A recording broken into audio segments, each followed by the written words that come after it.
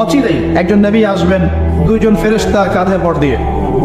সিরিয়ার দামেশকে সাদা মসজিদের মিনারের উপরে তার চুল দিয়ে টকটক করে পানি পড়তে থাকবে, তার গায়ে একটু হলুদ রঙের জামা থাকবে, চুলগুলো থাকবে ব্রাউন কালারের, সিল্কি চুল ব্রাউন কালারের। তিনি হচ্ছেন নবী ঈসা আলাইহিস সালাম, মারিয়াম আলাইহিস সালামের সন্তান নবী ঈসা আলাইহিস সালাম, যাকে ওয়ামা কাতালুহু ওয়ামা সালাবুহু, ইহুদিরা যতই বলুক তারা তাকে হত্যা করে নাই, তারা তাকে ক্রুশবিদ্ধও করে নাই, বাল রাফাআহুল্লাহু ইলাইহি, বরং আল্লাহ তাকে তার কাছে তুলে নিয়েছেন। সুবহানাল্লাহ। এবং তিনি তাকে পাঠাবেন কি জন্য? কারণ শেষ জামানায় ঈসা ইবনে মারিয়াম এই জেরুজালেম থেকে সারা বিশ্বকে শাসন করবেন এই কারণে, এবং তার হাতে আল্লাহ রাব্বুল আলামিন মসিহুদ দাজ্জালকে হত্যা করাবেন। একজন নবী, এর হাতে বিশ্বের ইতিহাস শেষ হবে, অন্য কারো হাতে শেষ হবে না। এই বিশ্বের ইতিহাসটা শেষ হবে একজন নবীর হাতে। যতক্ষণ না তিনি আসছেন, যতক্ষণ না সারা ওয়ার্ল্ডে তিনি ইসলামী খেলাফা পুনরায় কায়েম করছেন, ততক্ষণ কিয়ামত হবে না ইনশাআল্লাহ। একদম টেনশন করেন না, কিয়ামত হবেই না যতক্ষণ উনি আসছেন না ইনশাআল্লাহ। তাই এভাবেই যাবে, ঈসা ইবনে মারিয়ামের হাতে পুরো বিশ্বের ক্ষমতা থাকবে ইনশাআল্লাহ। তিনি সবচেয়ে বড় ক্যারেক্টার শেষ জামানার। আর তার অনেক আগেই ইমামুল মাহদী ইন্তেকাল করবেন, অনেক আগেই ইমামুল মাহদী ইন্তেকাল করবেন। ঈসা ইবনে মারিয়াম থাকবেন 40 বছর, তিনি ইসলামী শাসন কায়েম করবেন পুরো বিশ্বে। এটা হবে কত সালে, কত বছর পর, কত শতাব্দী পর আমরা কেউ জানি না। মাল মাসউল আনহা বিআলাম মিনাস সাইল, অনেকটা এমন আমরা জানি না এটা কবে হবে, এক্স্যাক্টলি কোন সালে। মুহাম্মদ সাল্লাল্লাহু আলাইহি ওয়াসাল্লামের পরে কেউ যদি নবুয়ত দাবি করে এবং কেউ যদি তাদেরকে অনুসরণ করে এবং এই ধর্মে কাউকে দীক্ষিত করায়, কোনো সন্দেহ নাই এ ব্যক্তি সুস্পষ্ট কাফের। যদি মুসলিমদের হাতে পলিটিক্যাল পাওয়ার থাকতো, এদের বিরুদ্ধে যুদ্ধ ঘোষণা করতে হতো, কিন্তু আফসোস এখন আমাদের হাতে সেসব ক্ষমতা নাই। যাদের হাতে আছে তারা এই বিষয়গুলো খুব একটা বোঝে না, কারণ ধর্ম আর রাজনীতি তা আলাদা করে ফেলেছে। ধর্ম একদিকে, পলিটিক্স আরেকদিকে। আপনি পলিটিক্যাল লাইফে পলিটিক্স করবেন আর ধর্মীয় লাইফে আপনি ধার্মিক থাকবেন। এটা আমাদের এখন নতুন একটা তত্ত্ব। চলতে থাক, দেখা যাক কতদিন পর্যন্ত এগুলো চলতে পারে। আল্লাহ রাব্বুল আলামিন ওয়াদা করেছেন যে একজন নবী আসবেন, একজন নবী আসবেন, অচিরেই একজন নবী আসবেন, দুইজন ফেরেশতা কাঁধে ভর দিয়ে। সিরিয়ার দামেশকে সাদা মসজিদের মিনারের উপরে তার চুল দিয়ে টকটক করে পানি পড়তে থাকবে, তার গায়ে একটু হলুদ রঙের জামা থাকবে, চুলগুলো থাকবে ব্রাউন কালারের, সিল্কি চুল ব্রাউন কালারের। তিনি হচ্ছেন নবী ঈসা আলাইহিস সালাম, মারিয়াম আলাইহিস সালামের সন্তান নবী ঈসা আলাইহিস সালাম, যাকে ওয়ামা কাতালুহু ওয়ামা সালাবুহু, ইহুদিরা যতই বলুক তারা তাকে হত্যা করে নাই, তারা তাকে ক্রুশবিদ্ধও করে নাই, বাল রাফাআহুল্লাহু ইলাইহি, বরং আল্লাহ তাকে তার কাছে তুলে নিয়েছেন। সুবহানাল্লাহ। এবং তিনি তাকে পাঠাবেন কি জন্য? কারণ শেষ জামানায় ঈসা ইবনে মারিয়াম এই জেরুজালেম থেকে সারা বিশ্বকে শাসন করবেন এই কারণে, এবং তার হাতে আল্লাহ রাব্বুল আলামিন মসিহুদ দাজ্জালকে হত্যা করাবেন। একজন নবী, এর হাতে বিশ্বের ইতিহাস শেষ হবে, অন্য কারো হাতে শেষ হবে না। এই বিশ্বের ইতিহাসটা শেষ হবে একজন নবীর হাতে। যতক্ষণ না তিনি আসছেন, যতক্ষণ না সারা ওয়ার্ল্ডে তিনি ইসলামী খেলাফা পুনরায় কায়েম করছেন, ততক্ষণ কিয়ামত হবে না ইনশাআল্লাহ। একদম টেনশন করেন না, কিয়ামত হবেই না যতক্ষণ উনি আসছেন না ইনশাআল্লাহ। তাই এভাবেই যাবে, ঈসা ইবনে মারিয়ামের হাতে পুরো বিশ্বের ক্ষমতা থাকবে ইনশাআল্লাহ। তিনি সবচেয়ে বড় ক্যারেক্টার শেষ জামানার। আর তার অনেক আগেই ইমামুল মাহদী ইন্তেকাল করবেন, অনেক আগেই ইমামুল মাহদী ইন্তেকাল করবেন। ঈসা ইবনে মারিয়াম থাকবেন 40 বছর, তিনি ইসলামী শাসন কায়েম করবেন পুরো বিশ্বে। এটা হবে কত সালে, কত বছর পর, কত শতাব্দী পর আমরা কেউ জানি না। মাল মাসউল আনহা বিআলাম মিনাস সাইল, অনেকটা এমন আমরা জানি না এটা কবে হবে, এক্স্যাক্টলি কোন সালে। কিন্তু কিয়ামতের আলামতগুলো যেভাবে একটার পর একটা আসছে, একটার পর একটা আসছে, এতে মনে হচ্ছে দূরদর্শিতার সাথে যে সময় বেশি বাকি নাই। একটা বিষয় আলামত প্রকাশ পেলে মানুষ বুঝতে পারে না যে একটা বিষয় করতে যাচ্ছে। একজনের ক্যান্সার হয়েছে মনে করে, নাউজুবিল্লাহ, ক্যান্সার হয়েছে, সে অসুস্থ হয়েছে, আস্তে আস্তে আরেকটু অসুস্থ হচ্ছে, তারপর আরেকটু অসুস্থ হচ্ছে, এক পর্যায়ে লাস্ট স্টেজে চলে গেছে। তখন ডাক্তার বুঝতে পারে না যে এই ডানাতে বেশি সময় নেই। কথা বলে যায়, যখন এমন ভাবে সাইনগুলো একটার পর একটা আসতে থাকে, আমরা অনুমান করে ফেলি না, একটা এস্টিমেট করি না যে সম্ভবত সময় বেশি নাই, এই ব্যক্তি বেশি দিন বাঁচবে না হয়তো, শেষ স্টেজে আছে, ক্যান্সার ধরা পড়েছে, সে একদম শয্যাশায়ী, মৌতের আলামত প্রকাশ পাচ্ছে। তাহলে কি আপনি বলতে পারবেন না যে তার সময় হয়তো বা সন্দেহ করে চলে এসেছে? এটা বলা কি গায়েব জানা হলো? এটা গায়েবের খবর বলা হলো? এটা আপনার দূরদর্শিতা, এটা আপনার হিকমা, আপনার প্রজ্ঞা, আপনার দূরদর্শিতা, আপনার বাসীরা। এই বাসীরা চর্চা করে কি নাজায়েজ? আমরা হাদিসটা শেষ করি, তারপর দেখবেন নবী সাল্লাল্লাহু আলাইহি ওয়াসাল্লাম কি করেছেন। আমি বলতে চাচ্ছি, বিশ্ব এখন যে অবস্থা আছে, আস্তে আস্তে আলামতগুলো আরো বাড়বে। এবং শেষটা হবে একজন নবীর হাতে, যিনি এই পৃথিবীকে শাসন করবেন, একজন বাদশা হিসেবে শাসন করবেন। একজন নবী হবেন এই বিশ্বের শেষ রাজনীতিবিদ। আপনি কি বলছেন? রাজনীতি এক জিনিস আর ধর্ম এক জিনিস। একজন নবী হবে এই বিশ্বের শেষ পলিটিশিয়ান। দেখে নিয়ে তার নাম কি? নবী ঈসা ইবনে মারইয়াম। ও ওয়ার্ল্ড ব্যাংক কিছুই করতে পারবে না তাকে, ইউনাইটেড নেশনস তার কোনো ক্ষতি করতে পারবে না, ওই ন্যাটো তার কোনো ক্ষতি করতে পারবে না, ওই ইসরায়েল তার কোনো ক্ষতি করতে পারবে না, পশ্চিমা সবাই একত্রিত হয়ে ওর কোনো ক্ষতি করতে পারবে না ইনশাআল্লাহ তাআলা। আল্লাহ পাক তাকে মদদ করবে, সাহায্য করবে। কে আছে তাকে ঠেকাবে? কে আছে তাকে ঠেকাবে? কেউ নাই। তো এটা হবে ইনশাআল্লাহ। ওই সময় কারা বেঁচে থাকবে আল্লাহু আ'লাম। আমার মনে হয় না আমরা সেই সময় বেঁচে থাকবো। আমার মনে হয় না যে আমরা ওই সময় বেঁচে থাকবো ইল্লা মাশাআল্লাহ। এটার জন্য অনেক সময় পড়ে আছে। আমরা অন্যদিকে আসেন। এখানে একটা বিষয় আপনাকে ক্লিয়ার করা হলো যে কোরআন এবং হাদিস ইসলামের মূল মানদণ্ড। এটার উপর 5টা পিলার দাঁড়িয়ে আছে: সালাত, তার আগে তাওহীদ এবং সুন্নাহ, যাকাত, রমাদানের সওম এবং হজ। এটাকে নিয়ে একটা ইসলাম দিন, কমপ্লিট কোড অফ লাইফ, জীবনের সব ক্ষেত্রে সমাধান আছে। এর বাইরে অন্য কোনো দিন তালাশ করলে জাহান্নামে যাবে। অন্য সব ধর্ম নিয়ে একটা নতুন ধর্ম বানালে জাহান্নামে যাবে। ইসলাম যেভাবে আছে এভাবেই বুঝতে হবে, নবীর বুঝ অনুযায়ী, সাহাবায়ে কেরামের বুঝ অনুযায়ী। এর বাইরে কোনো নতুন বুঝ চালু করলেও বাতিল হবে, গণ্য হবে না। মানে আমির আমিরান লাইসা আলাইহি আমরুনা ফাহুয়া রাদ। কেউ যদি ইসলামের নামে নতুন কোনো তন্ত্রমন্ত্র চালু করে যার পক্ষে আমাদের কোনো দলিল নাই, সেটা প্রত্যাখ্যাত নবী সাল্লাল্লাহু আলাইহি ওয়াসাল্লাম বলেছেন। এবার আসেন দ্বিতীয় প্রশ্ন। এই ব্যক্তি প্রশ্ন করছেন, কোন ব্যক্তি? ওই যে সাদা পোশাক, কালো চুল, হাঁটুর সাথে হাঁটু লাগিয়ে বসে আছেন, যাকে আরবের কেউ দেখে নাই, নতুন মুখ মনে হচ্ছে। এবার তিনি প্রশ্ন করছেন, ইয়া মুহাম্মদ, বলেন সাল্লাল্লাহু আলাইহি ওয়াসাল্লাম, আখবিরনি আনিল ঈমান, আমাকে ঈমান সম্পর্কে বলুন। নবীজি বলছেন, আল ঈমান, ঈমান হচ্ছে আন তুমিনা বিল্লাহ, তুমি আল্লাহর প্রতি বিশ্বাস করবে, 1, ওয়া মালাইকাতি, ফেরেশতা মণ্ডলীর প্রতি বিশ্বাস করবে, 2, ওয়া কুতুবিহি, আসমানি কিতাব সমূহের প্রতি বিশ্বাস করবে, 3, ওয়া রাসূলিহি, সমস্ত নবী রাসূলের প্রতি বিশ্বাস করবে, এটা 4, 5, ওয়াল ইয়াউমিল আখির, পরকালের প্রতি বিশ্বাস করবে, 6, ওয়াল কদরি খায়রি ওয়া শাররি, তাকদীরের ভালো মন্দের প্রতি বিশ্বাস করবে। ঈমানের পিলার কয়টা ভাই? কয়টা? সুবহানাল্লাহ, 5টা হলো। আমার সাথে বলেন, 1 নাম্বার কি? আল্লাহর প্রতি 2 নাম্বার বলেন মালায়েকার প্রতি বিশ্বাস, 3 নাম্বার ভুলে গেছে, আসমানি কিতাব সমূহের প্রতি বিশ্বাস, 4 নাম্বার রাসূলগণের প্রতি ঈমান, 5 নাম্বার ওয়াল ইয়াউমিল আখির, মানে কি? পরকালের প্রতি ঈমান, 6 নাম্বার ভাগ্য, তাকদীরে ভালো মন্দের প্রতি ঈমান। মনে থাকবে? ঈমানের পিলার 6টা। কয়টা? 6টা। ইসলামের পিলার কয়টা ছিল? 5টা। এই 6টা পিলারকে আবার 3টা কাজ করতে হবে। কয়টা কাজ? 1 নাম্বার তাসদীক বিল জিনান, আপনাকে অন্তর থেকে বিশ্বাস করতে হবে, এগুলোকে অন্তর দিয়ে বিশ্বাস করতে হবে। আব্দুল্লাহ বিন উবাই মুনাফিকের মতো মুখ দিয়ে স্বীকৃতি শুধু নয়, অন্তর দিয়ে বিশ্বাস করতে হবে। তারপরে ইকরার বিল লিসান, আপনাকে মৌখিক স্বীকৃতি প্রদান করতে হবে। 2, 3 নাম্বার হচ্ছে ওয়াল আমালু বিল আরকান, আপনাকে কাজে বাস্তবায়ন করতে হবে। তাহলে ঈমানের 6 পিলারকে কি করব? 3 কাজ করব। কয় কাজ? 3 কাজ। 1 নাম্বার অন্তরে বিশ্বাস, 2 নাম্বার বলেন মুখে স্বীকৃতি, 3 নাম্বার কাজে বাস্তবায়ন। কেউ যদি বলে আমি মনে বিশ্বাস করি, আমার নামাজ না পড়লেও চলবে? কেউ যদি বলে আমি মনে অনেক বিশ্বাস করি, যাকাত না দিলেও চলে, আমার চলবে? অনেকে তো এখন এমনও বলে যে আমার নামাজ, রোজা, হজ, যাকাত কিছুরই দরকার নাই, আমি মারিফাতের উচ্চ আসনে পৌঁছে গেছি, বলে না?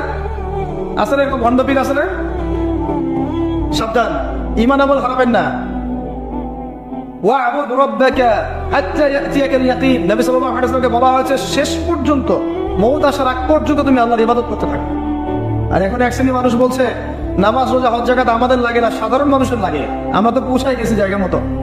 কোথায় পৌঁছাই গেছেন ভাই? সুবহানাল্লাহ। তো 3টা কাজ করাই জরুরি। অন্তরে বিশ্বাসও যেমন করতে হবে, মুখে স্বীকৃতি দিতে হবে এবং কাজে বাস্তবায়ন করতে হবে। আল্লাহ পাক তৌফিক দান করুন, আমিন। কাজে বাস্তবায়ন করতে গিয়ে আপনার দ্বারা ভুল ত্রুটি হতে পারে, কবিরা গুনাহ হতে পারে। আপনি সুদ খেয়ে ফেলতে পারেন, জেনা করে ফেলতে পারেন, আপনি কি বলবো হারাম খেতে পারেন, কবিরা গুনাহ করে ফেলতে পারেন, মিথ্যা বলতে পারেন, গীবত করতে পারেন, ইত্যাদি ইত্যাদি অনেক বড় বড় পাপ করতে পারেন কাজ করতে গিয়ে। তখন আপনার জন্য তওবার দরজা খোলা আছে না নাই? মওত পর্যন্ত তওবার দরজা খোলা আছে না নাই? আপনার জন্য তওবার দরজা খোলা আছে, আপনি তওবা করে ফিরে আসতে পারবেন। কেউ যদি কবিরা গুনাহ করে, সে কি কাফের হয়ে যাবে? তাকে কি হত্যা করা লাগবে না। ইসলামের নামে যারা সন্ত্রাসবাদ ছড়িয়েছে, এরা এই আকীদায় বিশ্বাস করে। খারেজি আকীদাটাকে বলা হয়, কি বলা হয়? খারেজি আকীদা। যারা মনে করে কবিরা গুনাহ করলেই মানুষকে হত্যা করা যায়, সে হত্যাযোগ্য, এটা মনে করেই তারা মুসলিম কান্ট্রিগুলোর মধ্যে এই যে সন্ত্রাসবাদ ছড়িয়েছে। আকীদা বুঝতে পারছেন কোন জায়গায়? এই জায়গায় সমস্যা। আহলে সুন্নাহ ওয়াল জামায়াতের আকীদা হচ্ছে কবিরা গুনাহ করলেই কোনো ব্যক্তি কাফের হয়ে যায় না, বরং সে ব্যক্তি ফাসিক বা জালেম হতে পারে, তার তওবার দরজা খোলা আছে, শেষ পর্যন্ত তওবা করতে পারবে ইনশাআল্লাহ। কোন অবস্থায় তার মওত হবে সেটা আল্লাহ দেখবেন, আমার জাত করার কোনো দরকার নাই। আছে? কোনো দরকার নেই। আল্লাহ পাক আমাদেরকে বোঝার তৌফিক দান করুন, আমিন। এটা 2 নম্বর প্রশ্ন। রাত অনেক গভীর হচ্ছে, আমি অল্প করে আলোচনা করবো ইনশাআল্লাহ, একটু অপেক্ষা করেন। 3 নম্বর প্রশ্ন চলে আসে। এই ব্যক্তি প্রশ্ন করছেন 3 নম্বর। কোন ব্যক্তি ভাই? ওই যে হাঁটুর সাথে হাঁটু লাগিয়ে বসে আছেন, তার গায়ে কি রঙের জামা আছে? তার চুল কেমন? তাকে চেনা যায়? পরিচিত বা পরিচিত? অপরিচিত। তিনি তৃতীয় প্রশ্ন করছেন, ইয়া মুহাম্মদ সাল্লাল্লাহু আলাইহি ওয়াসাল্লাম আখবিরনি আনিল ইহসান, আমাকে ইহসান সম্পর্কে বলুন। ইহসান কি জিনিস এই সম্পর্কে আমাকে বলেন। এবার আমাদের নবীজি বলছেন, আল ইহসান, ইহসান হচ্ছে আন তা'বুদাল্লাহা কাআন্নাকা তারা। খুব ভালো করে বোঝেন এই জায়গাটা। আন তা'বুদাল্লাহা কাআন্নাকা তারা, তুমি এমন ভাবে আল্লাহর ইবাদত করবে যেন তুমি আল্লাহকে দেখতে পাচ্ছো। কথা কি বুঝতে পারছেন? তুমি এমন ভাবে আল্লাহর ইবাদত করবে যেন তুমি আল্লাহকে দেখতে পাচ্ছ, মানে আল্লাহ কনসিয়াসনেস। আপনি নামাজ পড়ছেন, মনে মনে চিন্তা করছেন আল্লাহ আমাকে দেখছেন। আপনি ব্যবসা করতে বসেছেন, মাপছেন, ওজন দিচ্ছেন, একটু কম বেশি দেওয়ার সুযোগ আছে, কাস্টমার দেখছেন আপনাকে, কিন্তু আপনি চিন্তা করছেন আল্লাহ আমাকে দেখছেন। আপনি কি বুঝতে পারছেন কি বুঝতে পারছি? আপনাকে একটা বিল পাস করতে দেওয়া হয়েছে, আপনার সুযোগ আছে এখানে দুর্নীতি করার, আপনাকে টেবিলের তল দিয়ে টাকাও দেওয়া হয়েছে, আপনি নেওয়ার আগে চিন্তা করছেন যে আল্লাহ আমাকে দেখছেন। আপনি আপনার বান্ধবীর সাথে পড়াশোনা করছেন, ফ্রি মিটসিং এ আপনার বান্ধবী আপনাকে প্রপোজ করছে, চলো আমার সাথে একটু কফি খাও, চলো না একটু ঘুরে আসি, বান্দরবান ঘুরে আসি, চলো না একটু ঘুরে আসি। বললে কি সমস্যা? বন্ধু বান্ধব একসাথে করতেই পারে। আর আমি তো তোমাকে ভালোবাসি, তোমাকে বিয়ে করবো, সমস্যা করে, তাই না ভাই? তখন আপনি চিন্তা করছেন যে আল্লাহ আমাকে দেখছে, আল্লাহ আমাকে দেখছে। আপনার সামনে সুযোগ আছে সুদের টাকা খাওয়ার, আপনি চিন্তা করছেন যে আল্লাহ আমাকে দেখছে। সামনে আপনার জমি আছে, আপনি তামাক লাগাবেন না কলা চাষ করবেন, এখন তামাক লাগাতে গিয়ে চিন্তা করছেন আল্লাহ আমাকে দেখছেন। আমি কি বুঝাতে পারছি ভাই? এইভাবে প্রতিটা কাজ করা যে আল্লাহ আমাকে দেখছেন, এই চেতনার নাম হচ্ছে ইহসান। কিনা এটা অনেক উচ্চ পর্যায়ে। এই পর্যায়ে গেলে মানুষ আল্লাহর মারিফত পেয়ে যায়, এই পর্যায়ে গেলে মানুষ আল্লাহকে পেয়ে যাবে ইনশাআল্লাহ তাআলা। যেমন একজন মানুষ প্রতিটা কাজে ফিল করবে যে আল্লাহ আমাকে দেখছেন। এই যে আপনি রোজা রাখবেন, খাবেন না, পানাহার করবেন না, বাথরুমে গিয়ে পানি খেতে পারেন না, কেউ দেখবে? কেন খান না? কি জন্য খান না? মনে করেন না যে আল্লাহ আপনাকে দেখছেন? এইটাই হলো ইহসান, যে আপনি চিন্তা করছেন আল্লাহ আমাকে প্রতিটা কাজেই দেখছে। আপনি আল্লাহ বিরুদ্ধে কোনো কাজ করতে পারি না, আল্লাহ আমাকে দেখছেন। আমি কারোর প্রতি জুলুম করতে পারি না, আল্লাহ আমাকে দেখছেন। বোনের সম্পত্তি আত্মসাৎ করতে পারি না আমি, আল্লাহ আমাকে দেখছেন। নামাজ না পড়ে আমি বাসায় ঘুমিয়ে থাকতে পারি না, আল্লাহ আমাকে দেখছেন। যাকাত না দিয়ে আমি থাকতে পারি না, আল্লাহ আমাকে দেখছেন। রোজা না রেখে আমি থাকতে পারবো না, আল্লাহ আমাকে দেখছেন। আমি পর্দা না করে বেহায়ার মতো চলতে পারি না, আল্লাহ আমাকে দেখছেন। এই চেতনার নাম কি? ইহসান। মনে থাকবে ভাই, নবীজি বলছেন আনতা আবুদাল্লাহা কাআন্নাকা তারা ওয়া ইন লাম তাকুন তারা। আর তুমি যদি আল্লাহকে সচক্ষে দেখতে না পারো, কারণ আল্লাহকে তো দুনিয়ার চোখ দিয়ে দেখা সম্ভব না, এটা মনের চোখ দিয়ে ফিল করা যায় আল্লাহ আমার কাছে আছে। যদি তুমি আল্লাহকে দেখতে না পারো তাহলে জেনে রেখো ওয়া ইন লাম তাকুন তারা ফাইন্নাহু ইয়ারা, যে আল্লাহ পাক তোমাকে দেখছেন। এই চেতনা লালন করো। আমরা অনেক চেতনার কথা বলি না, এখন সবচেয়ে বড় এবং গুরুত্বপূর্ণ চেতনা হচ্ছে আল্লাহর চেতনা, আল্লাহর অস্তিত্বের চেতনা। আল্লাহ আমাকে দেখছেন, এই চেতনা, এটা যথেষ্ট জান্নাতে যাওয়ার জন্য। কোন মানুষ যদি এভাবে চিন্তা করে যে আল্লাহ আমাকে দেখছেন, আমি আল্লাহকে দেখতে পাচ্ছি না, তো কি হয়েছে? আল্লাহ আমাকে দেখছেন, এই ব্যক্তি কি পাপ করতে পারবে? এই ব্যক্তি গোপনেও কি পাপ করতে পারবে? যদি পাপ করেও ফেলে তার মধ্যে অনুশোচনা আসবে না? আল্লাহ আমাকে দেখেছেন। যদি পাপ করেও ফেলে দেখবেন 2 রাকাত নামাজ পড়ে বলছে আল্লাহ আমাকে মাফ করে দাও। আমাদের চলতে ফিরতে পাপ হতে পারে, স্পেশালি যুবকদের পাপ বেশি হতে পারে। যদি পাপ হয়ে যায় হতাশ হবেন না, পাপ হয়ে গেছে হতাশ হবেন না। ওযু করবেন, জায়নামাজে দাঁড়াবেন, 2 রাকাত নামাজ পড়বেন, ওই পাপের কথা আল্লাহকে বলে ক্ষমা চাইবেন, ইনশাআল্লাহ আল্লাহ পাক আপনার গুনাহকে নেকি দিয়ে পরিবর্তন করে দেবেন ইনশাআল্লাহ। যতবার পাপ হবে ততবার নামাজে দাঁড়াবেন, ততবার ওযু করবেন, ততবার 2 রাকাত নামাজ পড়বেন এবং আল্লাহর কাছে ক্ষমা চাইবেন, ইনশাআল্লাহ আল্লাহ মাফ করে দিবেন। শয়তান আপনাকে হতাশ করতে যাবে, ফার্স্ট্রেট করতে যাবে। আরে তুমি অন্যায় করেছো, এত বড় বড় পাপ করেছো, তুমি পর্নোগ্রাফি দেখো, তুমি মেয়ের সাথে জেনা করেছো, তুমি মদ খাও, তুমি এই করো, তুমি কিভাবে আল্লাহর সামনে দাঁড়াবে, কোন মুখ নিয়ে দাঁড়াবে? এইবার শয়তানের ওয়াসওয়াসা, কেমন ওয়াসওয়াসা? আল্লাহ পাক ক্ষমা করতে করতে ক্লান্ত হবেন না, আপনি ক্ষমা চাইতে চাইতে ক্লান্ত হয়ে যাবেন ইনশাআল্লাহ। আল্লাহ পাক এমন গফুর রহিম। এক ব্যক্তি 99টা খুন করেছে, কয়টা? 99টা খুন করে এক আলেমের কাছে গিয়ে বলেছে যে আমার কি তওবা হবে? সে বলেছে না, তওবা হবে না। সে বলেছে কি তওবা হবে না। সে আলেম ছিল না, সে আবেদ ছিল। আবেদ মানে ইবাদত করতে বেশি বেশি, খুব বেশি জ্ঞান ছিল না। আমাদের মতো আমরা কিন্তু ইবাদত বেশি করি, জ্ঞান খুব কম। তো সে ছিল আবেদ, সে বলছে না তওবা হবে না। তো ও বেটারেও কোপ দিয়ে 100টা খুন করে ফেলেছে, 100 ফিলাপ। এবার সে চিন্তা করছে যে আমি কি করব। আরেকজন আলেমের কাছে গিয়ে বলছে আমি 100টা খুন করেছি, তওবা হবে? এই আলেম সত্যিকারের আলেম ছিলেন, তিনি বলেন হ্যাঁ তওবা হবে, তুমি ইস্তেগফার করো এবং এই এলাকা থেকে চলে যাও, অন্য এলাকায় গিয়ে থাকো, অন্য একটা এলাকায় গিয়ে থাকো, এখানে তোমার স্মৃতি জড়িত আছে, অন্য জায়গায় হিজরত করে গিয়ে থাকো। তো সে ব্যক্তি চলে গেল, যাওয়ার পথে তার মৃত্যু হয়ে গেছে। আল্লাহ পাকের ফেরেশতা চলে এসেছে, আযাবের ফেরেশতা এবং জান্নাতের ফেরেশতা, তারা নিজেদের মধ্যে এখন তর্ক করছে কে রূহটা নেবে, আত্মাটা কে নেবে। ওই যে রূহ কাকে বলে, সায়েন্সকে জিজ্ঞাসা করেন, সায়েন্সের প্যান্ট খারাপ হয়ে যাবে, রূহ কাকে বলে উত্তর দিতে গিয়ে। এখন আল্লাহ পাক এই বান্দাকে মাফ করতে চাচ্ছেন, তিনি কি করলেন? আল্লাহ পাক কৌশল করলেন। তিনি বললেন জমিনটা মেপে দেখো, ফেরেশতারা তোমরা জমিন মেপে দেখো, সে যেখান থেকে বের হয়েছে সেখানকার দূরত্ব বেশি না যেখানে যাচ্ছিল ওখানকার দূরত্ব বেশি। এবার আল্লাহ পাক জমিনকে আদেশ করলেন, এই জমিন তুমি লম্বা হয়ে যাও। জমিন আল্লাহর আদেশ শোনে না, এই পাহাড় আল্লাহর আদেশ শোনে না, শোনে। পাহাড়ে যা হচ্ছে, আল্লাহ রাব্বুল আলামিনের গজব চলে আসলে এই পাহাড় দেখবেন মানুষের উপর গজব ফেলবে ইনশাআল্লাহ তাআলা। সমুদ্রের কিনারে যা হচ্ছে আমরা দেখে আসলাম যে নগ্নতা অশ্লীলতা চলছে, যখন আল্লাহ পাকের গজব আসবে দেখবেন সমুদ্র ভাসিয়ে দেবে সবাইকে, দেখে নিয়েছে। আল্লাহর আদেশ যখন চলে আসবে প্রকৃতি আল্লাহর কথা শুনবে। জমিনকে আল্লাহ বললেন লম্বা হয়ে যাও, জমিন লম্বা হয়ে গেল। এবার ফেরেশতারা মেপে দেখলো সে যেখানে যাচ্ছিল ওর পরিমাণটা বেশি।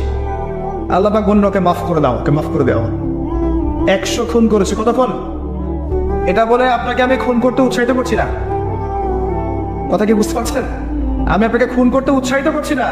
আমি বলছি আল্লাহ পাকের দয়া এত প্রশস্ত যে আপনি পাপ করলে হতাশ হবেন না, হতাশ হয়ে যাবেন না। এমন অনেক পাপ করে ফেলেছেন, আল্লাহ মাফ করবেন এমন চিন্তা করবেন না।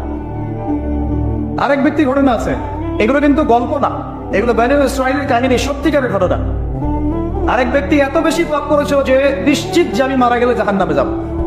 এখন সে মওতের আগে তার সন্তানদেরকে বলছে যে আমি মারা গেলে আমার লাশটাকে পুড়িয়ে ফেলবা, লাশটা পুড়িয়ে ফেলে অর্ধেক ছাই বাতাসে ভাসিয়ে দিবে, অর্ধেক ছাই সাগরে ভাসিয়ে দিবা, অর্ধেক ছাই বাতাসে উড়িয়ে দিবা, অর্ধেক ছাই সাগরে ভাসিয়ে দিবা। সন্তানরা তাই করলো। আল্লাহ পাক সাগরকে বললেন ছাই জমা করে দাও, বাতাসকে বললেন ছাই জমা করে দাও। এরা ছাই জমা করে তাকে আবার পুনরুত্থিত করা হলো।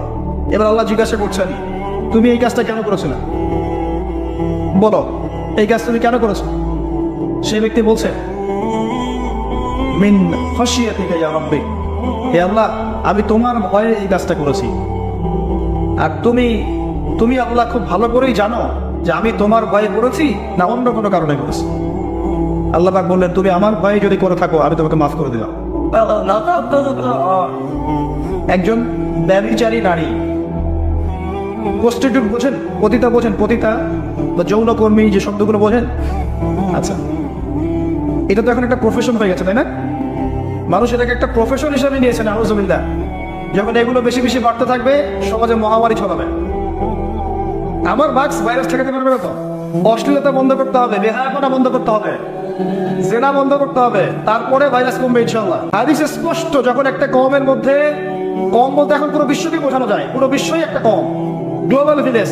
যখন একটা জায়গার মধ্যে জেনা বেড়ে যায়, নোংরামি বেড়ে যায়, মদ পান করার প্রবণতা বেড়ে যায়, অশ্লীলতা বেড়ে যায়, জেনা বেড়ে যায়, এই যে ধর্ষণ বেড়ে যায়, ব্যভিচার বেড়ে যায়, অবৈধ যৌন সম্পর্ক বেড়ে যায়, তখন আল্লাহর পক্ষ থেকে এমন এমন আযাব আসে, এমন এমন রোগ আসে যেগুলো কখনো মানুষ নামও শোনে না। সমকালীন প্রেক্ষাপটটা মিলান, দেখবেন যে সারা বিশ্বে কিভাবে জেনা বেড়েছে। জেনা, পর্নোগ্রাফি, ধর্ষণ, পরকীয়া, ব্যভিচার ঘরে ঘরে ঢুকে গেছে। এখন ঘরে ঘরে তো ভাইরাস ছড়াবে না তো কি ছড়াবে? কোরআন এবং সুন্নাহর আলোকে যদি আপনি পরিপূর্ণ জীবনযাপন করেন, বেশি বেশি কোরআন তেলাওয়াত করেন, আশা করা যায় আপনি কিছুটা হলেও সুস্থ থাকতে পারবেন ইনশাআল্লাহ। তবে একটা কথা মনে রাখবেন, যখন চতুর্দিকে ফিতনা, ফাসাদ এবং ফাসাদ, ফিতনা এবং আল্লাহর গজব ছড়িয়ে পড়ে, তখন ভালো মানুষরাও বাঁচতে পারবে না। বরং ভালো মানুষদেরকে আল্লাহ পাক আগে সরাই দিবেন। তুমি নিয়ে একা একা ভালো ছিল, মানুষকে তুমি ভালো কাজে আদেশ করো নাই কেন, অসৎ কাজে নিষেধ করো নাই কেন? তুমি আগে ধ্বংস, ওকে আগে ধ্বংস করে দিবে আল্লাহ পাক। আল্লাহ পাকের সুন্নাত এরকমই।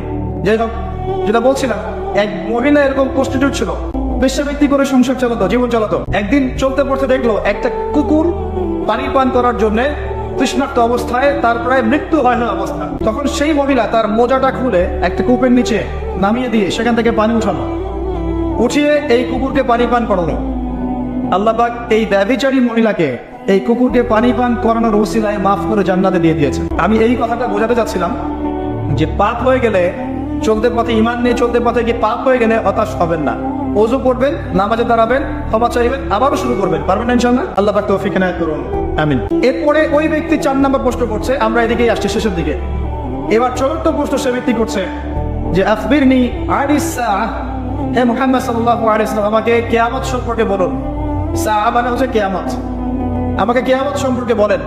এবার নবীজি বলছেন, মাল মাসউলু আনহা বিআ'লাম মিন আস-সাইল। নবীজি বলছেন সাল্লাল্লাহু আলাইহি ওয়াসাল্লাম, যে প্রশ্ন আপনি করেছেন এই ব্যাপারে প্রশ্নকারী উত্তরদাতা উভয়ের জ্ঞানীর সমান, কেউ কারো চেয়ে বেশি জানে না। মানে কেউই জানে না কবে কিয়ামত হবে, এটা তিনি বোঝাতে যাচ্ছেন। এবার সেই ব্যক্তি আরো একটা প্রশ্ন করছে, ফাখবিরনি আন আমারাতিহা। যদি আপনি এক্স্যাক্টলি বলতে না পারেন কোন দিন কিয়ামত হবে, তাহলে অন্তত এতটুকু বলেন যে কিয়ামতের আলামত গুলো কি কি, যেটা আপনারা প্রশ্ন করেছেন, যেটা আপনাকে আমি টপিক দিয়েছেন, কিয়ামতের আলামত গুলো কি কি, এটা প্রশ্ন করেছেন এই ব্যক্তি নবী সাল্লাল্লাহু আলাইহি ওয়াসাল্লাম। এবার আল্লাহ রাসূল সাল্লাল্লাহু আলাইহি ওয়াসাল্লাম এই হাদিসের মধ্যে মাত্র 2টা আলামত বলেছেন। কয়টা? মাত্র 2টা আলামত, কিন্তু শত শত আছে। নবীজি মাত্র 2টা বলেছেন জীবনের শেষের দিকের হাদিস এটা। 1 নাম্বার তিনি বলেছেন, ওয়ান তালিদাল আমাতু রাব্বাতুহা। যখন তোমরা দেখবে, হে মানব জাতি, যখন তোমরা দেখবে যে দাসী তার মনিবকে জন্ম দিচ্ছে, দাসী তার মালিককে জন্ম দিচ্ছে, দাসী তার মালিককে জন্ম দিচ্ছে। আপনি কি কিছু বুঝলেন দাসী কেমন করে তার মালিককে জন্ম দিবে? কিভাবে দিবে? দাসী কিভাবে তার মালিককে জন্ম দিতে পারে? কয়েকটা ব্যাখ্যা আছে, আমি 3টা ব্যাখ্যা আপনাকে বলছি। 1 নম্বর ব্যাখ্যা হচ্ছে, এটা হচ্ছে উল্টা বোঝানো হচ্ছে, উল্টা। দাসী মনিবকে জন্ম দেয় না সচরাচর। শেষ জামানায় কিয়ামতের আগে আগে সমাজের ন্যায় অন্যায়, ভালো মন্দ, হক বাতিল ইত্যাদির মানদণ্ড উল্টে যাবে। মানুষ ন্যায়কে মনে করবে অন্যায়, অন্যায়কে মনে করবে ন্যায়। মানুষ সত্যকে মনে করবে মিথ্যা, মিথ্যাকে মনে করবে সত্য, সত্যবাদীকে বলবে মিথ্যাবাদী, মিথ্যাবাদীকে বলবে পরম সত্যবাদী, খেয়ানতকারীকে বলবে আমানতদার, আমানতদারকে বলবে চরম খেয়ানতকারী। সমাজের অবস্থা এমন হয় নাই? সুবহানাল্লাহ। এটা হচ্ছে আখির জামানের কোন সাইনের জন্য অপেক্ষা করছেন? এগুলাই আনতারিদাল আমাতু রাব্বাতু, এটা একটা ব্যাখ্যা। আরেকটা ব্যাখ্যা হচ্ছে পিতা মাতার সাথে দাস দাসীর মতো আচরণ করা হবে। এটা হচ্ছে না এখন? এটাও শেষ জামানের হাদিসে এসেছে যে মানুষ সম্পত্তির জন্য পিতাকে হত্যা করবে, সন্তান সম্পত্তির জন্য মাকে হত্যা করবে, ভাই ভাইকে হত্যা করবে, বোন বোনকে হত্যা করবে, এবং প্রতিবেশী প্রতিবেশীকে হত্যা করবে। এই পরিস্থিতি নাই ভাই? দেখতে পান না চারপাশে? এগুলো দেখার জন্য কি খুব বেশি ডিগ্রি সার্টিফিকেট দরকার আছে? অনেক বড় আলেম হওয়ার দরকার আছে? 2 চোখ দিয়ে দেখতে পারেন না? পিএইচডি করার দরকার আছে? আপনি এমনি বুঝতে পারবেন যদি আপনার মধ্যে সামান্য পরিমাণ দূরদর্শিতা থাকে, আপনি বুঝতে পারবেন। এটাই হচ্ছে সমাজের সিচুয়েশন। যেই মায়ের পায়ের নিচে জান্নাত, সেই মাকে এখন সম্পত্তির জন্য হত্যা করা হয়। যেই বাবার সন্তুষ্টিতেই সন্তানের জান্নাত, ওই বাবাকে বৃদ্ধাশ্রমে রেখে আসা হয়। ওই যে লাইভে এসে আত্মহত্যা করে যায় মানুষ। সুবহানাল্লাহ, সুবহানাল্লাহ। যেই বাবা মা সারাটা জীবন নিজে খেয়ে না খেয়ে সন্তানকে লালন পালন করে, শেষ বয়সে সেই বাপ মাকে দেখার কেউ থাকে না। নিজে যখন হাঁটতে পারতো না, বাবা ওর হাত ধরে হাঁটায়। বাবা যখন হাঁটতে পারে না, বাবার হাতে একটা লাঠি ধরায় দেয়, ও হাত ধরে হাঁটাতে পারে না। সন্তান হিসেবে আমরা এখন অপদার্থ, নোংরা প্রজন্ম। এই যে বুদ্ধি প্রতিবন্ধী টিকটক প্রজন্ম, না জানে বাপের সম্মান, না জানে মায়ের সম্মান, না জানে বাপ কি জিনিস, না জানে মা কি জিনিস। যাদের বাবা মা নাই তারা জানে বাবা মা কি জিনিস। আমাদের মধ্যে যাদের বাপ মা মারা গেছে তারা জানে বাপ মা কি জিনিস, যাদের বেঁচে আছে ওরা জানে না। নবী সাল্লাল্লাহু আলাইহি ওয়াসাল্লাম বলেছেন, ওই ব্যক্তির জন্য ধ্বংস যে ব্যক্তি পিতা মাতাকে পেয়েছে তাদের খেদমত করে জান্নাত লাভ করতে পারে নাই। এই ব্যক্তির জন্য চরম ধ্বংস। পিতা মাতাকে কষ্ট দিয়েন না। মায়ের প্রসব বেদনার 1টা সেকেন্ডের ঋণ আপনি শোধ করতে পারবেন না। লুকমান আলাইহিস সালাম তার সন্তানকে বলছেন, ইয়া বুনাইয়া লা তুশরিক বিল্লাহি ইন্নাশ শিরকা লাযুলমুন আযীম ওয়া ওয়াসাইনা লিনসানা বিওয়ালিদাইহি হুসনা। তোমার পিতা মাতার সাথে ভালো আচরণ করো। আমালাতহু উম্মুহু ওয়াহনান আলা ওয়াহন। তোমার মা তোমাকে কষ্টের পর কষ্ট লালন করে সহ্য করে এই যে প্রসব করেছে। ওয়াফিসালুহু ফি আমাইন, 2 বছর দুধ পান করিয়েছে। এই ঋণ শোধ করতে পারবে কেউ? আল্লাহ পাক আমাদেরকে বোঝার তৌফিক দান করুন। আল্লাহ পাক আমাদেরকে পিতা মাতার খেদমত করার তৌফিক দান করেন, আমিন। দাসী মনিককে জন্ম দিলে মানে দাস দাসীর মতো আচরণ করা হবে পিতামাতার সাথে, এটা এখনকার সাইন। আপনি এই বিশ্বের দিকে তাকান, দেখেন কি হচ্ছে। আরেকটা ব্যাখ্যা কি হতে পারে, এটা আমি এখন করতে পারবো, এই ব্যাখ্যা আজকে থেকে 500 বছর আগে করা সম্ভব ছিল না। সত্যি সত্যি দাসী মনিককে জন্ম দিবে কিভাবে? মনে করেন একটা রাষ্ট্রের নাম সিঙ্গাপুর, ওইখানকার মেয়েরা খুবই আধুনিক, ফ্যামিনিস্ট। ফ্যামিনিস্ট মানে হচ্ছে নারীবাদী, নারী পুরুষের কোনো ভেদাভেদ নাই, কাঁধে কাঁধ মিলিয়ে সব করবো, ওকে ফাইন। এখন তারা তাদের কেরিয়ারের পিছনে ছোটে, সকালবেলা উঠেই জব এবং চাকরি, কেরিয়ার ইত্যাদি ইত্যাদি। বিয়ে শাদী করেছে, ফর্মালিটিস করতে হয়, কেউ কেউ আবার ওই লিভ টুগেদার থাকে, কেউ কেউ মেয়ে মেয়েকে বিয়ে করে ইত্যাদি ইত্যাদি, কেউ ছেলে ছেলেকে বিয়ে করে, এমনও চলছে এখন আর কি। তো কেউ কেউ আবার ভুল করে বিয়ে করে ফেলেছে, এখন সন্তান হয়ে গেছে, একটা সন্তানকে তো মানুষ করার সুযোগ নাই, সন্তানকে ডে কেয়ার সেন্টারে দিয়ে এসেছে। আবার কারো কারো সন্তান নেওয়ার মতো সময় নাই, কেরিয়ার নিয়ে ব্যস্ত। কথা বুঝতে পারছেন? সন্তান 7 মাস 9 মাস পেটে ধারণ করবো, আবার এই সিজার বা নর্মাল ডেলিভারি, আরো 2 বছর কষ্ট ইত্যাদি ইত্যাদি। দরকার কি সন্তান নেওয়া? কি করা যায়? দরিদ্র দেশগুলো থেকে মেয়েকে হায়ার করা। যেমন দরিদ্র দেশ মনে করেন যে আমাদের ধরেন মালদ্বীপ বা আমাদের শ্রীলঙ্কা বা আমাদের আফগানিস্তান বা আমাদের অন্য যেগুলো দরিদ্র কাটিয়ার, ইন্দোনেশিয়া থেকে বেশি নেওয়া হয়, যেগুলো মাথা পিছু অনেক কম। আচ্ছা, একটা দরিদ্র দেশের মেয়েকে নিয়ে এসে একজন পুরুষ স্পার্ম মানে শুক্রাণু, তার যে শুক্রাণুটা আছে, এই শুক্রাণুটা বিশেষ পদ্ধতিতে ওই মেয়ের ওই ডিম্বাণুর সাথে মিলিত করে ইনজেক্ট করা হয়। আমি কি বোঝাতে পারছি? একটু বোঝার চেষ্টা করেন। শুক্রাণুটাকে নিয়ে মেডিকেল সায়েন্সের এখন অনেক পদ্ধতি আছে, এর মধ্য দিয়ে শুক্রাণু ডিম্বাণুকে একসাথে একত্রিত করে গর্ভের মধ্যে রেখে দেওয়া হয়। এবার এখানে বাচ্চা কনসেপ্ট করে, আস্তে আস্তে আস্তে বাচ্চা বড় হচ্ছে। কার পেটে বাচ্চা বড় হচ্ছে? ওই গরিব মেয়েটা। আর শুক্রাণু কার? ওই বড় লোকের। কথা বুঝতে পারছেন কি? যার স্বামী আর স্ত্রী দুজনে ব্যস্ত, সন্তান নেওয়ার ফুরসত নাই, স্ত্রীর সন্তান নেওয়ার ফুরসত নাই, স্ত্রী ব্যস্ত ক্যারিয়ারের পিছনে, ফ্যামিলিস্ট। এবার 9 মাস এই মেয়েটাকে খুব ভালো মতো খাওয়ানো হবে, ভালো খাওয়ানো হবে, ফ্রেশ পানি খাওয়ানো হবে, ফ্রেশ খাবার, একদম তত্তাজা একটা বাচ্চা চাই। 9 মাস পরে এই মেয়ে বাচ্চা খালাস করলো, সিজার হলো বা নর্মাল ডেলিভারি হলো। আর সিজার আজকে থেকে 100-200 বছর আগে ছিল না, নতুন একটা পদ্ধতি এসেছে, পেট কাটা হবে, বাচ্চা বের করে ফেলা হবে। সুবহানাল্লাহ। মনে হয় গরু, ছাগল, হাঁস মুরগির বাচ্চা হয়, মানুষের বাচ্চা সিলছানা হইতে পারে। এটা যে শেষ জামানের হাদিসে আছে, আপনাকে বললে আপনি বিশ্বাস করবেন? আখিরুজ্জামান কিয়ামতের আলামতের যতগুলো হাদিস আছে, এর মধ্যে একটা এরকম হাদিস আমি বলছি যে শেষ জামানায় মেয়েদেরকে ধরা হবে, ওদের পেট কেটে ফেলা হবে। আর কোন নিদর্শনের জন্য অপেক্ষা করছেন? শেষ জামানায় মেয়েদেরকে ধরা হবে, ধরা হবে, মেয়ে রাজি না থাকলেও বোঝানো হবে, সিজন না করতে বাচ্চা বাঁচবে না। মেয়ে রাজি না থাকলেও, পরিবার রাজি না থাকলেও বোঝানো হবে, বিজনেস, যে সিজন না করলে আপনার মেয়েকে বাঁচানো যাবে না, আপনার সন্তানকে বাঁচানো যাবে না, পরিস্থিতি খুবই খারাপ। এমন ভাবে ব্রেইন ওয়াশ করা হবে, ভয়ে বাচ্চা, মা বলবে হ্যাঁ করেন, সিজন করেন, বাবা বলবে হ্যাঁ করেন, কোনো সমস্যা। এবং এর পিছনে 1 লাখ টাকা, 2 লাখ টাকা, 5 লাখ টাকা নির্দ্বিধায় খরচ করা হবে। বিজনেস, টোটাল বিজনেস একটা। ক্রিটিক্যাল অবস্থা এক জিনিস, আর নর্মালি সবাই গণহারে সিজন করছে আরেক জিনিস। এটা টোটালি একটা ব্যবসা এবং পুরো মানব জাতিকে ধ্বংস করার প্ল্যান। এটা জুলুম, মেয়েদের পেটে জুলুম। শেষ জামানে হাদিস এসেছে যে আখিরুজ্জামানে মেয়েদেরকে ধরা হবে, মানে মেয়েরা ধরা দিবে না, ধরা হবে, ধরা হবে, পেট কেটে ফেলা হবে, এর ভিতরে যা আছে ওকে বের করে ফেলা হবে।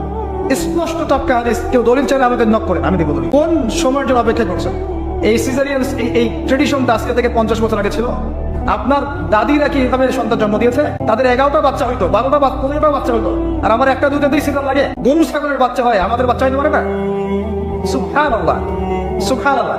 ইভেন আমার ক্ষেত্রে আমার হয়েছে। 12 ঘন্টার মধ্যে না করলে আপনার ওয়াইফকে বাঁচানো যাবে না। কোনো ওয়াইফ বাঁচবে নর্মালি ভাবে, নর্মালি বলবে। আমি যাই না মাঝে দাঁড়ানো, আলটিমেটাম সময় দিচ্ছে যে সময়ের আগে হবে না, সময় এটা পার হয়ে গেলে সিরিয়াস অবস্থা, মারা যেতে পারে, মরবে না, এভাবে হবে, করেন। এভাবেই হয়েছে, এভাবেই হয়েছে। কি সমস্যা?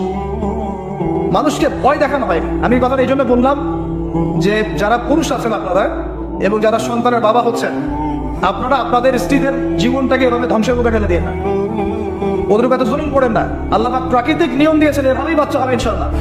ক্রিটিক্যাল অবস্থা এক জিনিস, একটা ক্রিটিক্যাল সিচুয়েশন হয়েছে, তখন আপনি করতে পারেন, সেটা আলাদা বিষয়। নর্মালি এমন একটা ট্রেডিশন বানাচ্ছেন কেন? অনেক করেছে, কি দরকার আছে? আশ্চর্য একটা ব্যাপার, আশ্চর্য। এরপরে দেখবেন আরো 2 বছর তাকে এই বোঝা বয়ে বেড়াতে হয়। যাই হোক, হাদিসের মধ্যে আসেন, এই যে বাচ্চাটাকে জন্ম দিল এই মেয়েটা, গরিব মেয়েটা, এবার এই মেয়েটাকে কিছু ডলার দেওয়া হলো। তুমি 9 মাস গর্ভধারণ করেছো, তোমাকে পারিশ্রমিক দেওয়া হলো, বাচ্চাটা আমাকে দাও, তুমি বিদায় নাও। এই মেয়ে পারিশ্রমিক নিয়ে চলে আসলো। এখন এই যে বাচ্চাটা জন্ম নিল, এই বাচ্চাটা কার বাচ্চা? দাসী না মনিবের? কার কার শুক্রাণু আছে? এই হচ্ছে হাদিসের ব্যাখ্যা। এখন করতে পারবেন আপনি ব্যাখ্যা, আজকে থেকে 500 বছর আগে এই ব্যাখ্যা করতে পারতেন না, কারণ এই ফিতনা 500 বছর আগে ছিল না। ছিল না। এই যে দাসী তার মনিবকে জন্ম দিয়ে চলে গেল, নবী সাল্লাল্লাহু আলাইহি ওয়াসাল্লাম 1400 বছর আগে বলেছেন এমন একটা সময় আসবে দাসী মনিবকে জন্ম দিবে। চিন্তা করেন আর কতটুকু সময় বাকি আছে আপনার হাতে, আপনি ভাবতে থাকেন। আমি তো বেশি বললে সমস্যা, হজম হয় না কিছু মানুষের। খালি চোখ কান বন্ধ করে খাও দাও ঘুমাও, 5 ওয়াক্ত নামাজ পড়ো, ব্যাস না। যখন সমস্যা আসবে তখন দেখা যাবে, এমন ভাব মানুষের। মনে করেন যে চাঁদ এবং পৃথিবী আছে একটা এই যে গ্রহণের মধ্যে, এখন অন্য একটা গ্রহাণু আসছে পৃথিবীর দিকে, ধেয়ে আসছে। অনেক সময় দেখা যায় না খবরে, ধেয়ে আসছে গ্রহাণু, দেখা যায় না? ধরেন ধেয়ে আসছে এবং বিজ্ঞানীরা নিশ্চিতভাবে বলবো যে আগামী 10 বছরের মধ্যে এটা লেগে যাবে, আগামী 10 বছরের মধ্যে এটা পৃথিবীতে এসে পড়বে, বা 10 ঘন্টা পর পড়বে, বা 10 মাস পর পড়বে, এমনটা বলে দিল বিজ্ঞানীরা। এখন আপনি কি করবেন? আচ্ছা যখন আসবে তখন দেখা যাবে, এত ব্যস্ত কিছু নাই, ঘুমাও খাও ফুর্তি করো, যেমন দিনকাল যাচ্ছে যাক, কোনো সমস্যা নেই। এখন আরেকদল মানুষ চিন্তা করছে ওই গ্রহাণুটাকে কিভাবে সরিয়ে দেওয়া যায়, সরিয়ে দিয়ে পৃথিবীকে যেমন করে বাঁচানো যায়। কারা বেশি স্মার্ট? ওরা সরানোর চেষ্টা করে না, ওরা বলা যে আমরা সরিয়ে দেবো, ওখানে ধ্বংস করবো ইত্যাদি ইত্যাদি। আর কেউ বলছে আচ্ছা আসুন দেখা যাবে, সমস্যা নেই, মরতেই তো হবে একদিন, আসবে, সমস্যা কি? চমৎকার। তো এই যে একটা বুদ্ধিভিত্তিক পরাজয়, এর ফলশ্রুতিতে আগামী প্রস্তুতি নিতে পারবে না মানুষ। সাহাবায়ে কেরাম রাদিয়াল্লাহু আনহুম মসজিদে বসে একটা বিষয় নিয়ে কথা বলছেন, নবী সাল্লাল্লাহু আলাইহি ওয়াসাল্লাম পাশ দিয়ে যাচ্ছেন, জিজ্ঞাসা করলেন তোমরা কি নিয়ে কথা বলছো? সাহাবীরা বলছেন আমরা আলামতুস সাআ নিয়ে কথা বলছি রাসূলুল্লাহ, আমরা কিয়ামতের আলামত নিয়ে কথা বলছি না। সাহাবীরা কথা বলছেন কিয়ামতের আলামত নিয়ে, তাদের কোনো দরকার আছে কথা বলার? তারা তো জান্নাতে যাবেন সার্টিফিকেট প্রাপ্ত, তাদের কোনো দরকার আছে এগুলো চর্চা করার? তারা চর্চা করছেন, আলামত নিয়ে কথা বলছেন। নবীজি বললেন শোনো, 10টা আলামত না আসা পর্যন্ত কিয়ামত হবে না, এত টেনশন নিও না। 10টা আলামত না আসা পর্যন্ত কিয়ামত হবে না। দাজ্জাল, ঈসা ইবনে মারইয়াম, ইয়াজুজ মাজুজ, আপনার দাব্বাতুল আরদ, আপনার 3টা ভূমিকম্প ইত্যাদি ইত্যাদি, এরকম 10টা আলামত আসবে, তারপর কিয়ামত। তো সাহাবীরা যে বসে বসে কথা বলছেন কিয়ামত নিয়ে, তারা কি বুঝতেন না যে কি করা লাগবে ইসলামের জন্য, কি করা লাগবে না? নাকি আমি বেশি বুঝি? তারা কি জন্য কথা বলছিলেন? কারণ তারা আগামী প্রস্তুতি যাতে গ্রহণ করতে পারে। কেউ যদি মৃত্যুর আলোচনা করে, পরকালের আলোচনা করে, শেষ জামানের কথাবার্তা বলে, আলোচনা করে, এটা কি এই কারণে যে মানুষ হতাশ হয়ে বসে থাকবে? নাকি এই কারণে বরং তারা আরো উজ্জীবিত হোক এবং সময়টাকে কাজে লাগাক, আগামী দিনগুলোকে ইবাদত করে কাটিয়ে দেয়? কোনটা উদ্দেশ্য কোনটা? কিছু মানুষকে বোঝাও যায় না, কারণ কোনো কলব আছে উপলব্ধি করে না।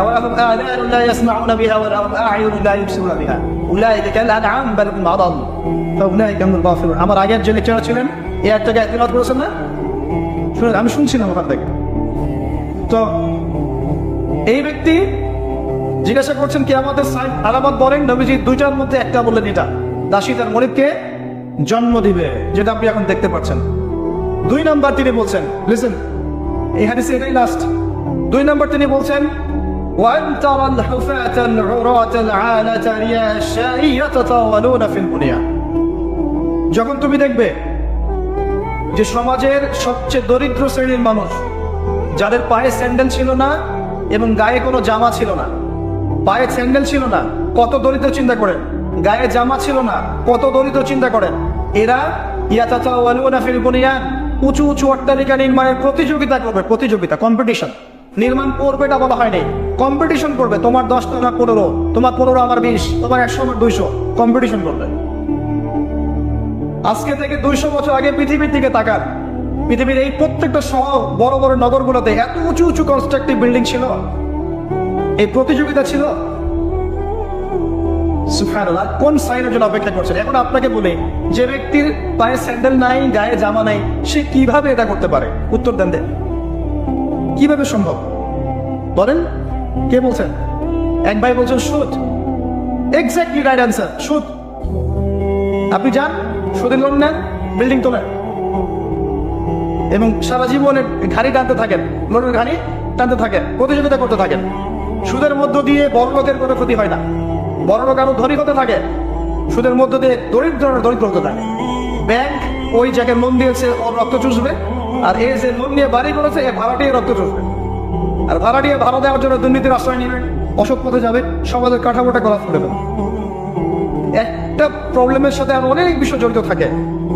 এক নাম্বার হচ্ছে রিবা, যার মধ্য দিয়ে এটা করা সম্ভব। আর দুই নাম্বার হচ্ছে কি?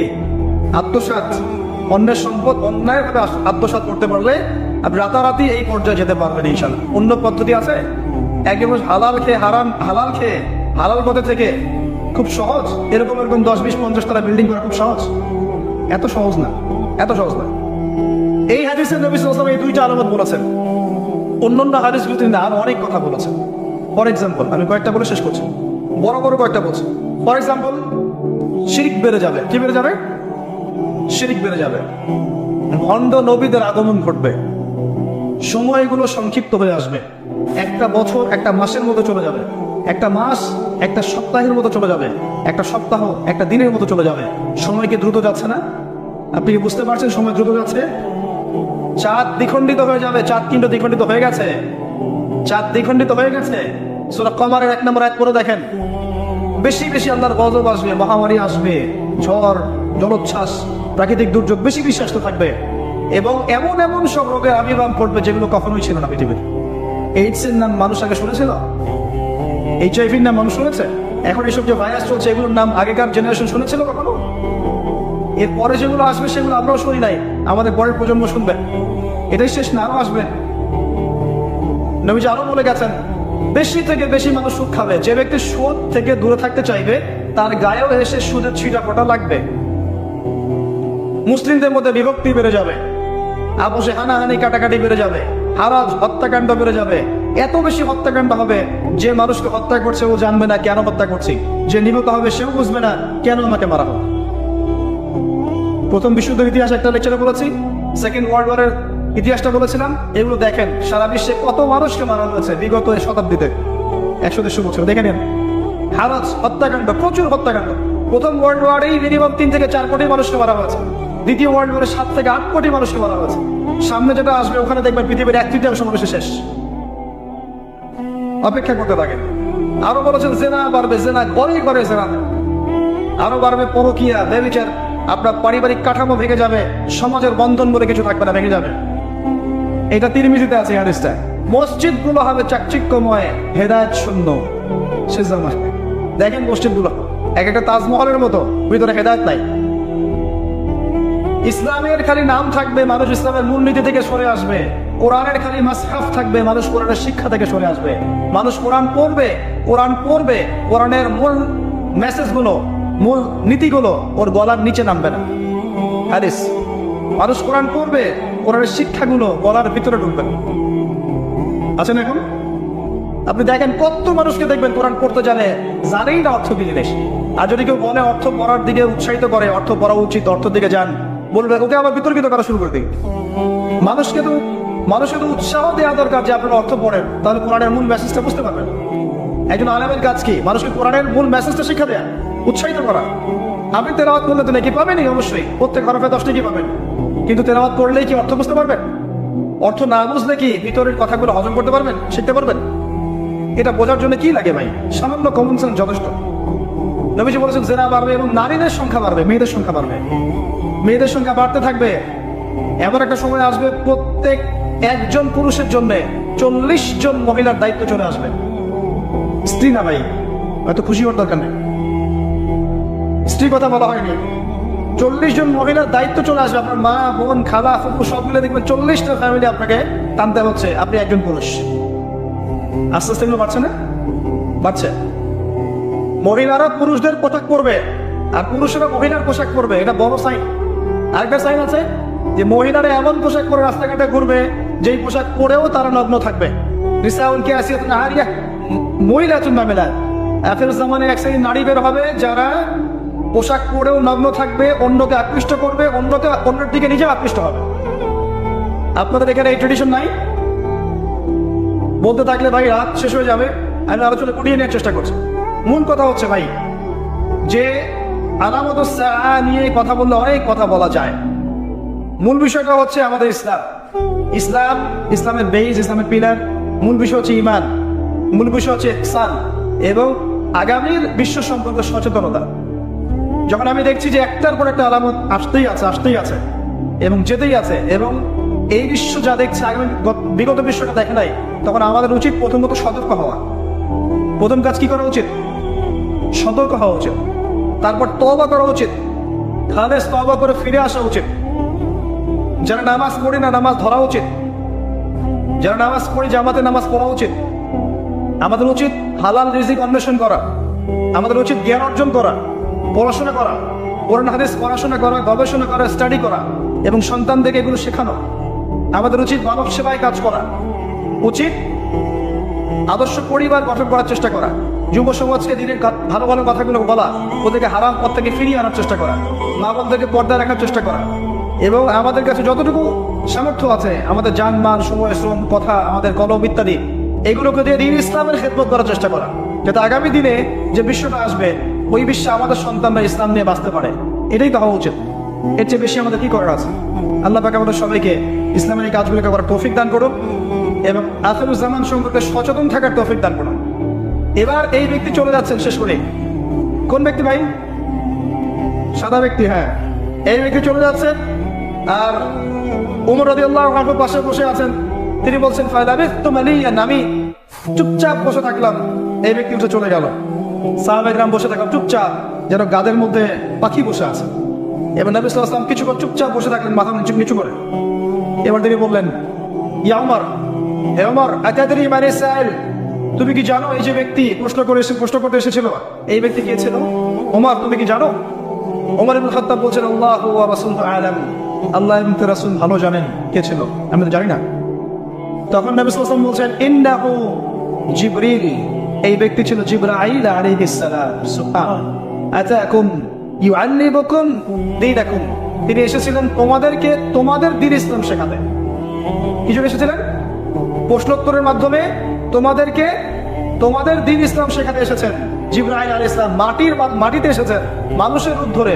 পৃথিবীতে ইতিহাসে একবারই তিনি জনসমক্ষে এসেছেন, সবার সামনে মানুষের রূপ ধরে।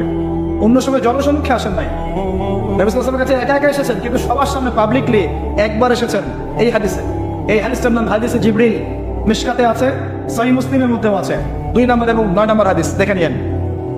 আল্লাহ পাক শেষ জামানার এই ফিতনাময় পরিবেশে ঈমান আমলে চলার জন্য আমাদেরকে জ্ঞান, আমাদেরকে আমল, আদর্শ পরিবার, হালাল রিজিক এবং তাজকিয়া, আত্মশুদ্ধি আল্লাহ পাক আমাদেরকে দান করুন, আমিন। 33 থেকে 40-এর মধ্যে আল কাসসাম ব্রিগেড তৈরি করা হয়েছে। আল কাসসাম ব্রিগেড এর নেতৃত্ব দিয়েছিলেন ইজউদ্দিন কাসসাম। কি নাম? ইজউদ্দিন কাসসাম। তিনি এটাকে সশস্ত্র আন্দোলনের রূপ দিয়েছিলেন। তখন ওদের সাথে আমাদের সশস্ত্র জিহাদগুলো শুরু হয়েছে আবার নতুন করে। এটা অক্টোবর মাসে শুরু হয় নাই, 1974 সাল থেকে শুরু হয়েছে, যখন তার এই জায়গা দখল করেছে। আমাকে বলেন তো, ফিকহের ফতোয়া কি হবে যখন তার এই জায়গাটা দখল করবে? ওই দিন থেকেই কি জিহাদ ফরজ হয়ে যায়নি ওখানে? এবং ওই যে সুদীর্ঘ 100 বছরে যে মুসলমানরা করে আসছে, তাহলে এটা কি নতুন করে তারা লঞ্চ করলো না? 100 বছর থেকে হচ্ছে। ইতিহাস না জানলে মানুষ মনে করবে যে অক্টোবর থেকে শুরু হলো, মনে হয় ন। ইজউদ্দিন কাসসাম এটা 1935 থেকে 40-এর মধ্যে ফর্ম করা হয়েছে। দীর্ঘদিন এভাবে চলতে আসে 48 সাল পর্যন্ত ব্রিটেনের সহযোগিতায় তারা ওই রাষ্ট্রের মধ্যে ঘাঁটি ঘেরে বসতে পারলো। কত সাল পর্যন্ত? 48। তারপরে ওয়ার্ল্ডের মধ্যে একটা পরিবর্তন আসে। ওই যে 45-এ যখন সেকেন্ড ওয়ার্ল্ড ওয়ার হয়, তখন রুলিং স্টেট চেঞ্জ হয়ে যায়। ব্রিটেনের জায়গায় চলে আসে আমেরিকা, এবং আমেরিকার হাত ধরে ওরা আরো শক্তিশালী হওয়া শুরু করে। ব্রিটেন ওদেরকে পেলে পুষে বড় করেছিল, আমেরিকা তাকে আরো বেশি তেল দেওয়া শুরু করলো। আস্তে আস্তে ওকে একদম ওই শিশু শাবক থেকে একদম দানবের রূপ দিলে। কথা বোঝার চেষ্টা করে। ব্রিটেন ওকে শিশু শাবকের মতো মানে লালন পালন করেছে, আর ইউএসএ আসা রুলিং স্টেট হওয়ার পর ওকে দানবের আকৃতি দিয়েছে। সব ধরনের support, economic support, political support, geopolitical support, মিডিয়ার সাপোর্ট, প্রযুক্তির সাপোর্ট, পারমাণবিক ওয়েপন্স, এভরিথিং তারা প্রোভাইড করেছে। ওই 48 থেকে নিয়ে এই যে এখন 23 পর্যন্ত দফায় 4টা বা 5টা বড় বড় যুদ্ধ হয়েছিল। কারেন্ট অ্যাফেয়ার্স গুলো পড়ে দেখেন, আপনারা পাবেন 4টা-5টা দফায় হয়েছে। কিন্তু কোনোটাতেই মুসলমানরা আর পেরে ওঠে নাই। লাস্ট এই 100 বছরে মুসলমান আর পেরে ওঠে নাই। 5টা-6টা রাষ্ট্র মিলে একা তার সাথে লড়তে পারে নাই। সে একা 5-6টা রাষ্ট্রের এগেইনস্টে লড়েছে। আপনি কি মনে করছেন তারা ওই আগের ওই দুর্বল অবস্থায় নাই? তারা সবকিছু নিয়ন্ত্রণ নিয়ে নিয়েছে ওই জায়গা থেকে, এই দুটো রাষ্ট্রের হাত ধরে প্রত্যেকটা ডিপার্টমেন্ট ওয়াইজ। আমি মেনশন করলাম কোন কোন ডিপার্টমেন্টে। তারপরে আস্তে আস্তে যখন ইন্তেফাদা শুরু হলো 80 দশকের দিক থেকে, 83, 87, 94 এই করতে করতে 1993-তে অসলো শান্তি চুক্তি হয়েছিল। আপনারা পড়ে দেখেন দ্বিজাতি, এর আগে আবার দ্বিজাতি নীতি হয়েছে ইত্যাদি ইত্যাদি। দ্বিজাতি নীতি মুসলমানরা কখনো মানে নাই। কেন আমরা দুটো রাষ্ট্রনীতি মানবো? ওটা আমাদের জায়গায় আমাদের এক রাষ্ট্রনীতি থাকে। তোমরা এখানে বাইরে থেকে উড়ে এসে জুড়ে বসছো, এখান থেকে তোমরা চলে যাবো, তোমরা উড়ে এসে জুড়ে বসছো, তোমরা চলে যাবো। আমরা কেন এটাকে ভাগে দিতে যাবো? মুসলমানরা যায়নি কখনো। অস্ত্র শান্তি চুক্তির পরে যখন মুসলমানদের মধ্যে নমনীয়তা আসলো, তখন সৃষ্টি হয়েছে হামাস। এটা এখন হয়নি, 1993-তে 1994-এ হয়েছে, 1994 সালের দিক থেকে। তারপর আস্তে আস্তে আস্তে আস্তে ওরা শক্তিশালী হওয়া শুরু করলো, এবং চতুর্দিক থেকে ইয়েমেনের সাপোর্ট, এদিকে ইরানের সাপোর্ট, কিছু কিছু ক্ষেত্রে আরব কান্ট্রিগুলোর সাপোর্ট, কাতার, কুয়েত, আবুধাবি, লেবানন, জর্ডান, এদের সাপোর্টে আস্তে আস্তে ওরা ওই জায়গাটুকুর মধ্যে তাদের কার্যক্রম পরিচালিত করতে থাকে। মূলত তারা মূল বিষয়টা হচ্ছে ওই জায়গাটুকু বাদ দিয়ে বাকি সব জায়গায় তারা দখল করে ফেললো। আদতে সব জায়গায় পরাধীন, শুধু ওই জায়গাটা এখন পর্যন্ত স্বাধীন। তাদেরকে বুঝতে পারেন নাই? আদতে এই লাস্ট 100 বছরে তারা আরবের উপর নিয়ন্ত্রণ নিল। মাত্র এই 90 বছরে তারা মোটামুটি ভাবে 80 থেকে 85% জায়গা দখল করে ফেললো। এদিকে পশ্চিম তীর বাদ দিয়ে আর গাজা বাদ দিয়ে বাকি থাকলো অল্প কিছু ল্যান্ড। এই ল্যান্ডটুকুর মধ্যে মুসলমান ভাইরা তাদের কাছে যা আছে এটা দিয়ে প্রতিহত করা শুরু, দফায় দফায় দফায় দফায় প্রত্যেক বছর রমজান মাসে হামলা হচ্ছে, মসজিদ থেকে বের করে দেওয়া হচ্ছে। এখন তো দেখছেন নতুন করে হিস্ট্রিগুলো আবার মানুষের স্মৃতিতে আসছে। আমরা খুব ইতিহাস বলা জাতি, ইস্যু কাগজ জাতি। একটা ইস্যু সামনে আসলে আমরা তখন চর্চা করি, তারপর আমরা ভুলে যাই। ঠিক আছে, আমরা কনফারেন্স করলাম, অনেক কিছু করলাম, লেখালেখি করলাম, ফেসবুক কামাই দিলাম, দেখেন আস্তে আস্তে সব ঠান্ডা হয়ে গেছে। আমরা হচ্ছে এরকম একটা জাতি। এই কারণেই আমাদের স্মৃতিতে যেন এটা জীবিত থাকে, এই জন্য প্রত্যেকটা লেকচারের মধ্যে আলাদা ইস্যু আসা উচিত। কেন? কারণ এটা আমাদের ফাইনাল ডেস্টিনেশন। কেমন করে বোঝাচ্ছি, এখান থেকে শেষ করে দেবো 2 মিনিটে। এই যে তারা পুরো জায়গাটার উপর এত জুলুম করলো, এবং মুসলমানরা তাদের জান মান সময় শ্রম দিয়ে সর্বোচ্চ শক্তি দিয়ে প্রতিহত করার চেষ্টা করলো। আপনাদের কি মনে হয় কতগুলো মুসলমান মারা গেছে? আমি আপনাদেরকে একটা পরিসংখ্যান করে দিই।